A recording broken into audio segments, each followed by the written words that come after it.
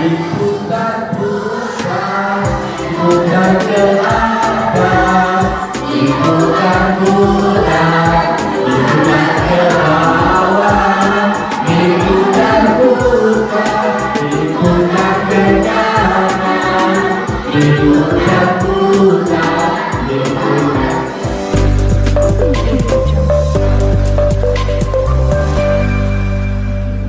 Spesial dan memiliki nilai. Tahap pertama, kenali dulu dan akui nilai-nilai dan martabat seberapa kita mengapresiasi diri kita. Tahap kedua, barulah kita mencoba untuk mengenali diri orang lain dan menghargai serta mengapresiasi betapa berharganya mereka. Tahap ketiga, ciptakan keinginan atau needs, dorongan untuk bisa mendengarkan dan menjalin relasi dengan orang lain. Dan yang keempat, pikirkan hal-hal positif. Agar supaya apa? Agar supaya kita bisa lebih terbuka untuk mendengarkan masalah ataupun problem ataupun cerita dari orang lain. Next. Ini ada tahapan dalam mengembangkan active empathic listening skill. Yang pertama, tahap pertama, tenangkan pikiran Anda dan fokuslah pada orang lain saat mereka berbicara. Tempatkan diri Anda ke dunia mereka. Nah, biasanya kalau anak muda sekarang bilangnya POV, point of view gitu kan. Jadi ketika ada peserta didik datang, mari kita rehearsal. Kita coba untuk menempatkan bagaimana kalau saya yang berada pada posisi siswa saya. Itu tahap pertama untuk kita bisa membangun atau bisa ke next step selanjutnya. Hadirkan diri sepenuhnya, selalu ingat here and now, di sini dan saat ini. Tahap kedua, dengarkan sepenuhnya dengan sikap terbuka terhadap apa yang dikatakan orang lain. Pahami kata-kata dan bahasanya tanpa bias, tanpa defensif. Misalnya anak siswa datang, Ibu, tapi gaya kita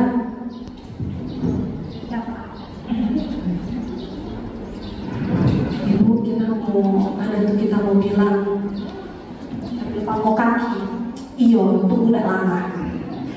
Itu defensif, menunjukkan bahwa kita tidak terbuka untuk mendengarkan. Atau siswa datang, Ibu, tunggu nek. Malah kita fokus.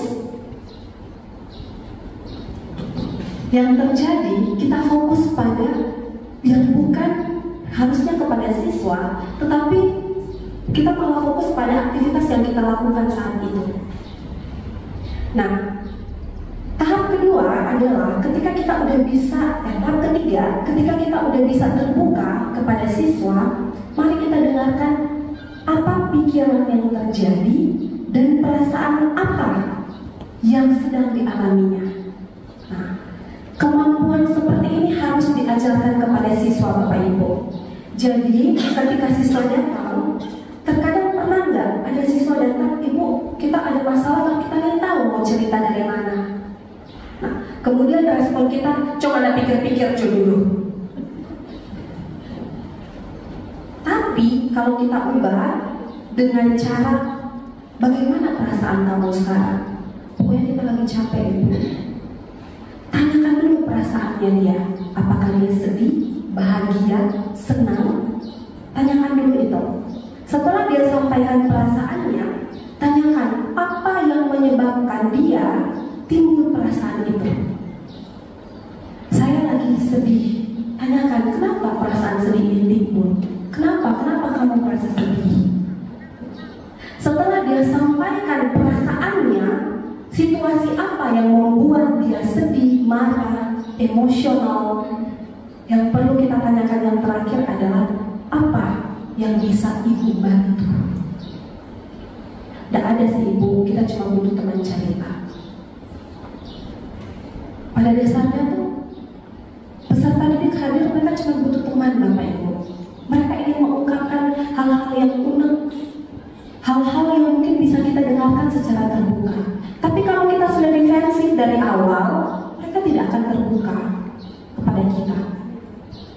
Bagaimana kita mau mendengarkan atau bagaimana kita mau men-treat siswa-siswa kita kalau kita saja tidak terbuka dan bersikap untuk lebih mau mendengarkan mereka. Nah, saat memberi feedback, next, usahakan untuk selalu mengingat mantra jadilah kelas kosong. Jadi kita singkirkan dulu segala masalah kita, segala aktivitas kita, supaya apa? Supaya kita bisa hadir dan mendengarkan siswa sepenuhnya. Berhenti sejenak dan renungkan ketika mau memberikan feedback. Ada masalah yang dialami oleh siswa, tidak harus buru-buru untuk merespon, tidak perlu. Diam, cermati, pahami isi informasinya, masalahnya apa. Setelah itu, dengarkan secara aktif dan jangan lupa untuk berefleksi. Nah, bagaimana saya bisa memastikan bahwa saya memberikan feedback yang netral, tidak dipengaruhi oleh emosi pribadi dan demi kebaikan bersama? Mari kita lanjut ke lembar kerja di aktivitas 2. Di lembar kedua.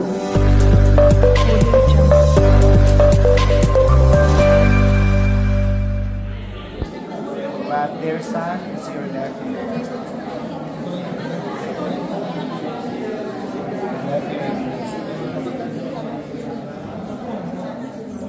Oh, performing in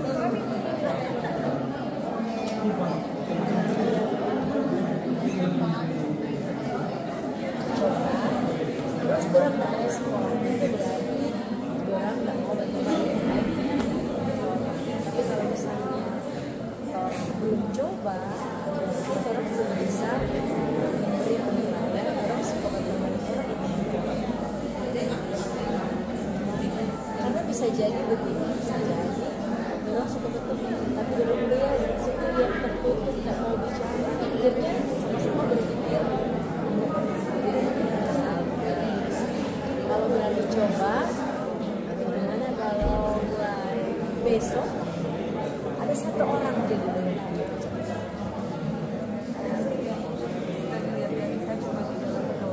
coba satu. Nah, kalau saya coba satu kali, dia akan bilang merasa apa kalau dia coba. Misalnya kalau di diskusi kelompok,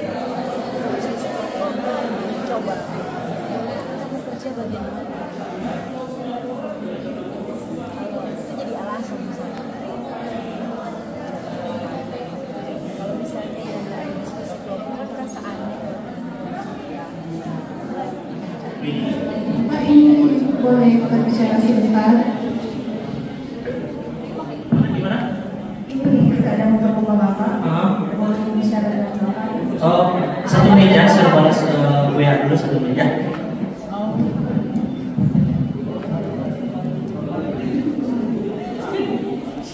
Minta maaf ya, saya tadi balas WA. Bagaimana?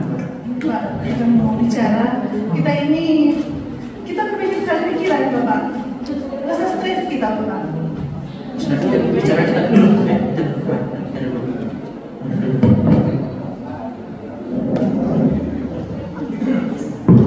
Gimana? Apa yang kamu rasakan? Ini Pak, kita ini dari sekolah ini banyak sekali tugas. Baru di asrama juga kita capek karena apa? Mesti pagi ini sudah bangun cepat pagi, mesti pagi sudah diarahkan untuk misa, baru tugas-tugas masih berbanyak. Ini semua dikumpul Pak. Ibu ada tugas, Ibu Helen ada tugas, mana lagi yang mereka? Capek kita Bapak. Begitu. berapa tugas yang kamu dapat dari sekolah? Setiap bulan itu ada tugas Pak, karena ini semua ujian. Baru banyak lagi tugas lain di asrama. Mesti orang ikut dia punya jadwal Pak. Gitu. Memang pada dasarnya yang perlu kamu ketahui bahwa kamu sebagai siswa, ya kan, tuntutan kamu di tempat ini yang pertama yaitu belajar, ya kan. Nah, hal yang kamu lakukan ketika kamu mengalami capek atau tingkat jenuh kamu semakin tinggi, itu pertama-tama seharusnya kamu pintar-pintar untuk memanage waktu, ya kan. Memang dari asrama sudah memberikan waktu-waktu di mana kamu bisa mengerjakan tugas. Nah, pergunakan waktu yang diberikan itu untuk kamu memaksimalkan membuat tugas kamu. Di asrama juga kan ada studi mandiri. Nah, misalnya contoh kamu dapat tiga mata pelajaran di 3 tugas yang berbeda. 2 tugas kamu deadline-nya harus dikerjakan besok, tapi 1 tugas kamu harus kerjakan dikumpulkan minggu depan. Nah, selusuh kamu pintar-pintar memanage waktu. Misalnya contoh, 2 tugas itu kamu kerjakan full di waktu studi mandiri. Nah, sedangkan di 1 tugas yang terakhir yang harusnya deadline itu kumpulkan minggu depan, itu kamu bisa cicil tugas itu setelah apel malam. Nah, meskipun cuma ambil waktu 5-10 menit sebelum kamu berrefreshing. Tapi Bapak, kita juga ini dari orang tua, dari mama ini kita suka sekali kita punya nilai mesti tinggi, mesti baik. Iya. Jadi kalaupun di asrama itu dapat waktu untuk belajar, jam 5 itu sudah siap mandi, capek banget. Sementara pasti pagi orang sudah berseragam, pulang sekolah itu juga lari baru pulang mengantar masuk lagi ekskul, capek. Baru untuk belajar lagi 1 jam. Tapi habis itu pokoknya kita capek Bapak, capek. Sebelumnya saya tanya, kamu ada hobi apa? Kamu punya hobi apa? Kita punya hobi, ada menyanyi, ada juga basket, mendengarkan musik? Ada juga. Iya. Nah, itu selain memanage waktu, saya harap kamu juga bisa pintar membagi konsentrasi kamu, perhatian kamu terhadap hobi-hobi kamu, ya kan? Nah, makanya ketika tekanan itu datang, ya kan, kecemasan itu datang kepadamu, itu kamu bisa luapkan itu lewat hobi-hobi kamu, mendengarkan musik, sehingga perhatian itu terbagi, perhatian tingkat stres kamu itu terbagi, sehingga tidak menekan kamu sebagai seorang siswa, tapi kamu merasa enjoy dengan apa yang diberikan dari sekolah atau dari asrama.